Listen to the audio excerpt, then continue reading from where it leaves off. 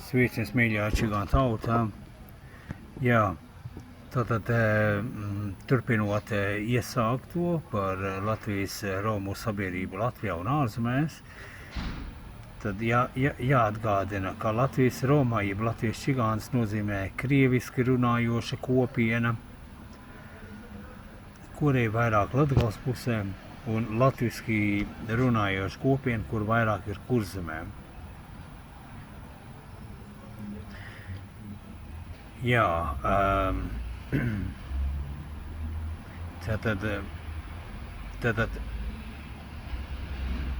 kopš Indijas laikiem ceļojot uz Eiropu un no Eiropas ieceļoja Baltijas valstīs un pirmais datums, kas ir kaut kur minēts par romiem, jeb čigāniem tolaik, bija 1516. gadā fiksēts.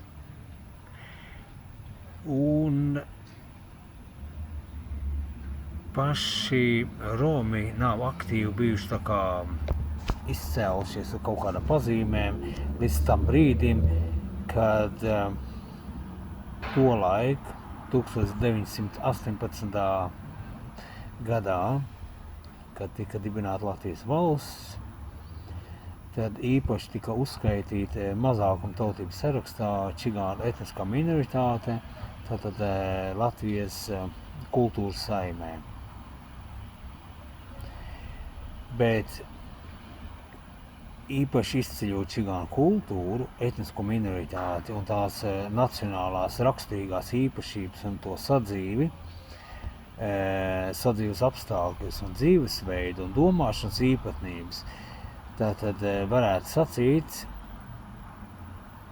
ka 1930. gadā, pateicoties Jānim Leimanim, rakstniekam, kurš bija savācis čigānu folkloru, folkloru nozīmē no etnogrāfijas, no etnoloģijas, dažādas anekdotes, dažādas pārstāstus, sarunas kaut kādas, tautas dziesmas kaut kādas un tā tālāk.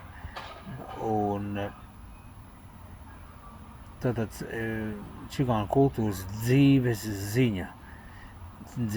ziņas, tā informācija, kas tolaik sadzīves ietverā, kā Romi čigāni dzīvoja tajā laikā, kā izspēlē jokus, šīs attiecības ģimeniskajā vidē un tā tālāk, to tātad pirmos pamatus ielika Jānis Leimanis.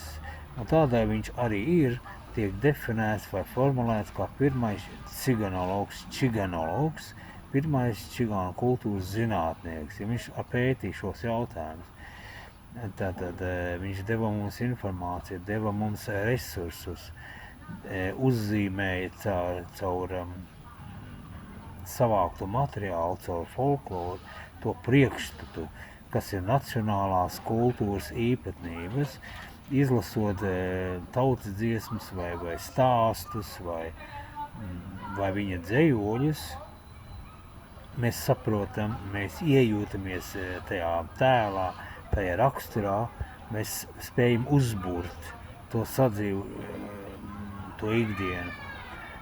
Kāda izskatījās, piemēram, vīra, sieva, vai kādi tie bērni, un kādi dzīvnieciņi, mājas dzīvnieciņi, kāda tā mājas sēta, ko gatavoja ēst, kā risināja konflikts savā starpā un tā tālāk. Un dažādas amizantas, jocīgas, smieklīgas situācijas, nevis kā latvietis vai ebreju tautības vai pūļu tautības, lietuviešu tautības saprot kaut kāds joks, bet tieši kā Roma cilvēks saprot jokus un kā viņš prot pasmieties, vai interesanti un amizanti, kā viņš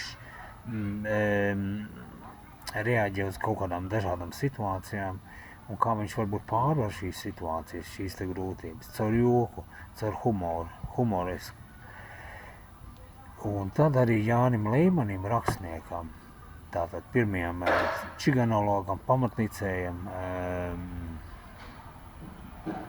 bija dēls Juris Leimanis, kurš arī bija rakstnieks un arī bija kultūras darbinieks, un kurš arī attīstīja čigānu kultūru vidi.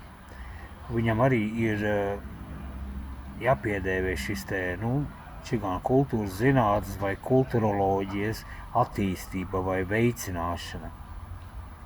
Un tad, protams, sekot nākamie, tad bija Kārlis Rudēvičs, ļoti izcils, ļoti godājams vīrs, gleznotājs, dzejnieks,